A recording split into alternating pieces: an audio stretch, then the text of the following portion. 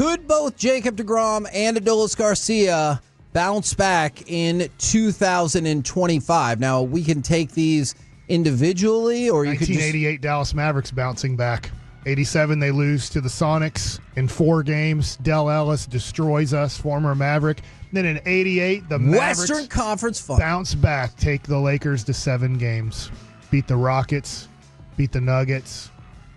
That was when I was a huge Maverick fan. I knew Jim Fulmer was on that team. And Jim Uwe Palmer? Blom. Palmer. The underwear bottle? Stunk at basketball, but he had a mullet and he was on the team. What did you just say? Wasn't Jim Palmer an underwear model? Yeah. Okay. Also played baseball. Okay. Yeah, lots of vintage jockey underwear ads. So let's start Kept it tight. Those with are tight. Adolis Garcia.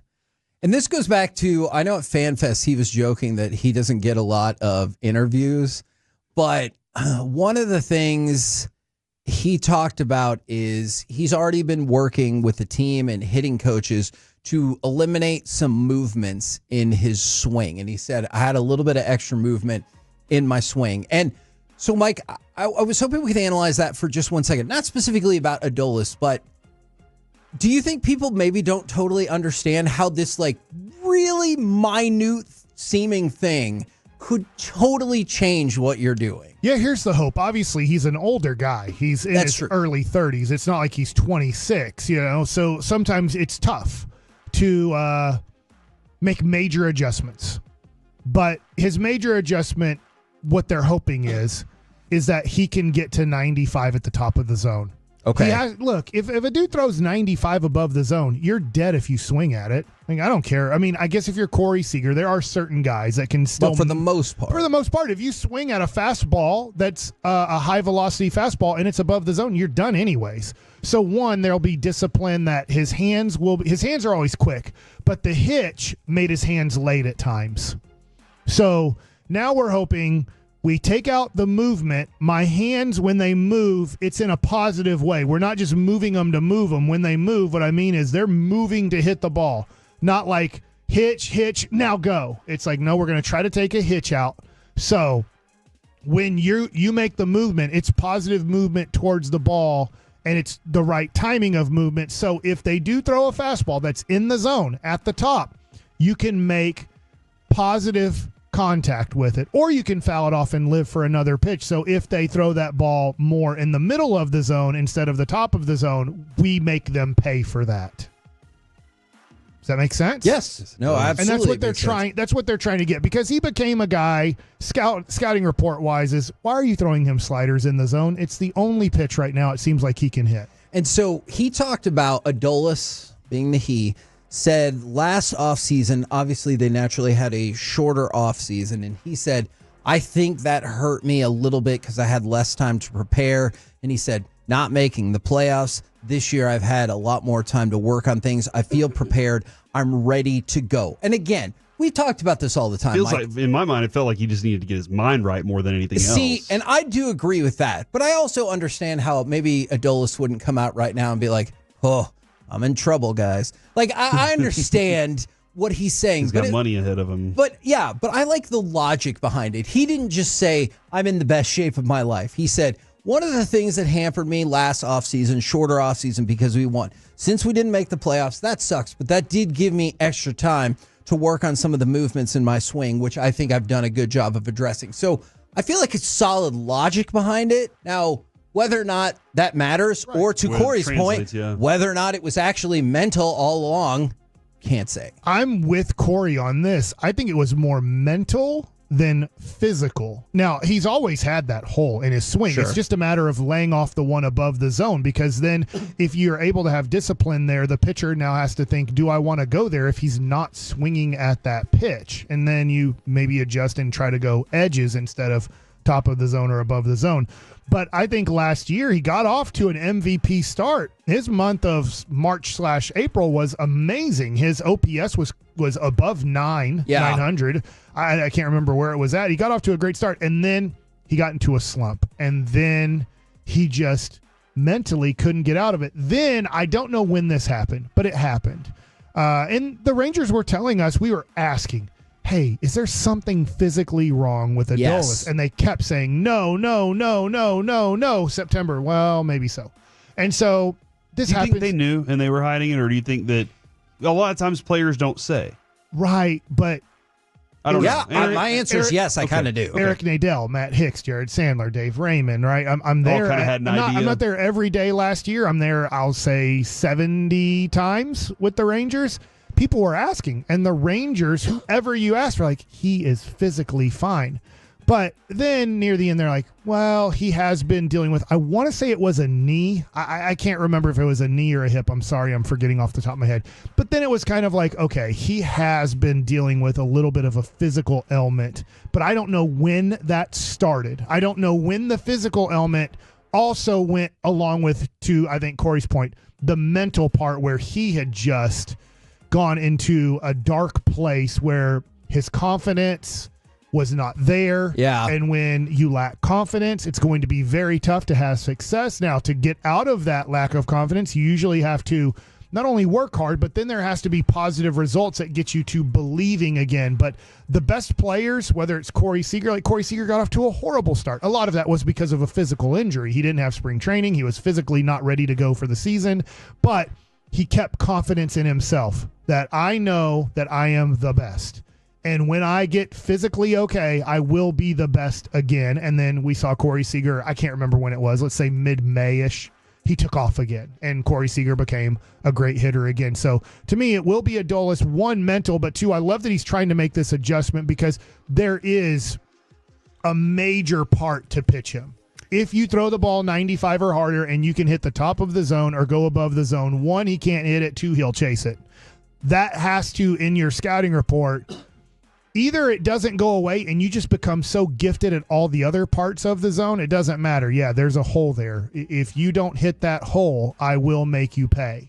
And that wasn't the case last year, is he wasn't making teams pay with hanging sliders, or they would miss that top part of the zone and throw it in the middle of the zone. He would foul that pitch off. And you're like, oh, that was the pitch that when he's good, when you're saying if he is he going to bounce back? That's the one. If he bounces back, fine. Don't hit the top of the zone. Swing at times above the zone. We can live with it. But when they make a mistake with that slider, when they make a mistake with that fastball in the middle part of the zone, you crush it.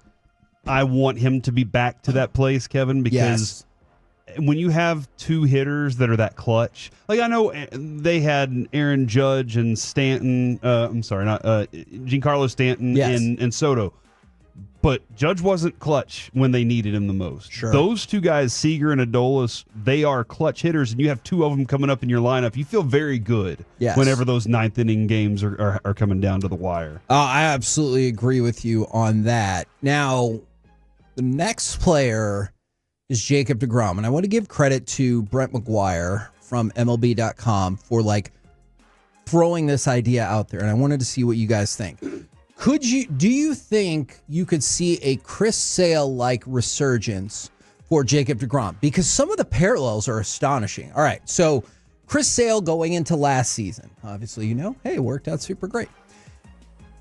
Age 35 season. Jacob deGrom going into this year, age 37 season. Chris Sale had 31 starts over the past 4 seasons and was 6 years removed from his last full effective season. Jacob deGrom, 35 starts over the past 4 seasons and 6 years removed from his last full effective season. So that doesn't have to mean anything. I just found those parallels to be quite astonishing. And clearly, Chris Sale went on to have an unbelievable season, won the Cy Young. Could you see, and I don't necessarily mean could you see Jacob deGrom winning the Cy Young? I'm saying, ask me that question. Okay, could you see Jacob? Yes. Okay. Yes. You better say that. No, I'm just kidding, Mike. But last year, he was not Jacob deGrom. When I watched him pitch his 3 games, and I believe I was on the call for 2 of them, maybe all 3, I was like, this is good. Not Jacob deGrom. Yeah. He had a 1.69 ERA last year. So in his 10 1/3 innings pitched, he did not look as good as the New York Mets' Jacob deGrom. He had a 1.69 ERA in 10 2/3 innings. He walked 1, he struck out 14, and he gave up 11 hits. And I was like, it's good. Don't get me wrong. This is well above average of major leaguers. It's well above average. But if you're saying, does that look like Jacob deGrom when you saw him pitch, let's say, in 21 or 20 or 19 for the Mets? I'm like, no, it's not that good. So I do think, I don't know how they're going to protect him with how many innings pitched. If he stays healthy, he wins the Cy Young. Okay. So now that's another interesting part, and maybe we dive into this more and more as we get closer to spring training. So Zips and Fangraphs are not necessarily projecting great seasons for Jacob deGrom. However, MLB.com, they have him projected as a 5.1 WAR for the season, which would be the third best of his career behind the 2 back-to-back seasons he won Cy Young. And they have him making 26 starts, 152, potentially 26 starts and 152 innings pitched. Yeah. Okay. It stinks. I'm looking at this. It stinks. He's only started 9 games for the Rangers. In his 9 games, he has a 2.41 ERA. I think that's doable. I think that this year a 2.41 ERA is very doable. Now, I'm hoping it's way more than 9 starts, but I think if he can get over 130 innings this year, I don't know if he can. I don't know this. If he can, he wins the Cy Young. And of all the things, and again, I'm sorry for bringing this up so late in the segment, because this could be another segment for another day.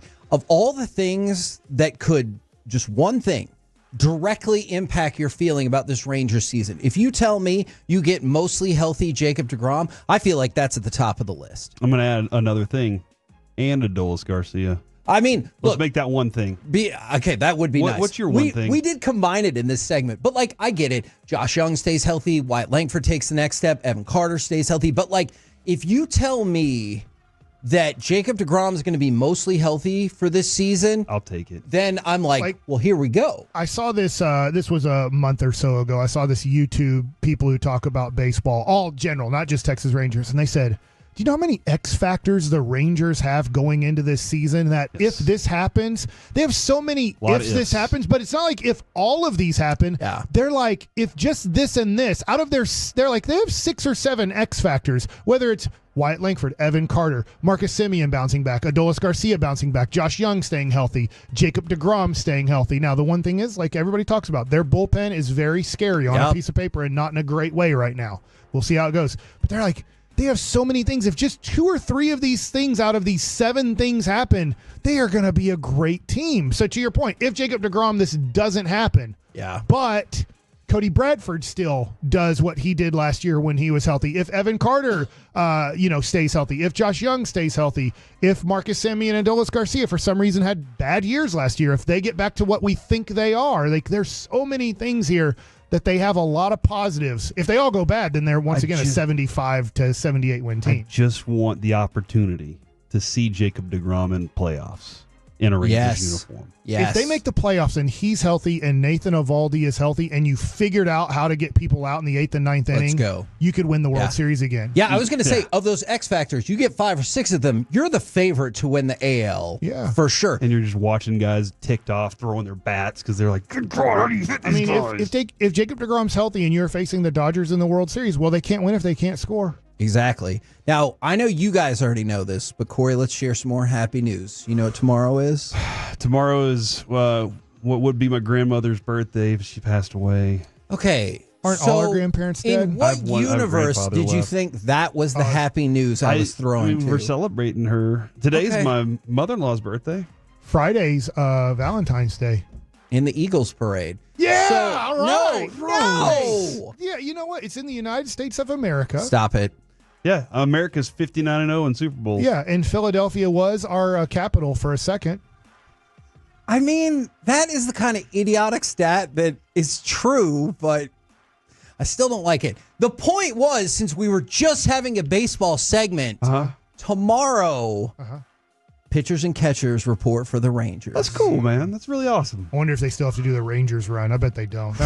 That was a bad. What's the Rangers run? You start at they'd make a football field, and it was to see if you were in shape for spring training, and if not, you got extra cardio. Football field like in the outfield? Yeah. Okay. And so they marked it. So you'd start at the back of the end zone, and you'd hit the 25, so 35 yards. And then you'd hit the end zone, that's 25. Then you'd hit the 50 back, I say the 75, but the other 25 back, the end zone, back of the end zone, back of the end zone, if I have it right. And you'd have to do it in under 2 minutes and 55 seconds or you failed your cardio physical. And then guess what, Kevin? Extra. What? You don't get the... Bartolo Colon failed it every time. It used to be called the Warrior Run with the Indians. And then we had Fernando Montez. He came over with John Hart as our strength and conditioning coach. So I had done it before with Cleveland, and I believe Bartolo Colon might have finished it in under 6 minutes. And then they're like, you have to do extra cardio, which he was like, yeah, screw you. Watch me pitch. All right, so the lesson of that story, I'm not really sure what that lesson is. I know that Patrick Limon would have traded Bartolo Colon in 1997 on the Cleveland Indians. There you go.